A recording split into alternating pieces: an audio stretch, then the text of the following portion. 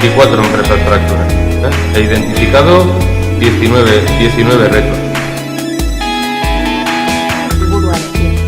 Orduan, hori oinarri hartuta, eta hori erronka bezala zehaztuta, ekonomia zirkularra ikusi genuen tresna egokia. Los canales permanentes multidireccionales.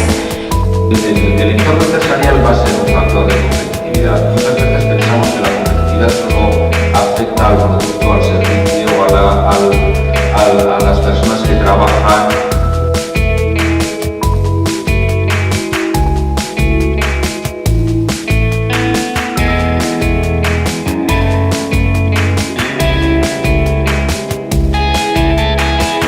En general, no dejamos llegar a los problemas reales que tienen distintos sectores y distintos campos.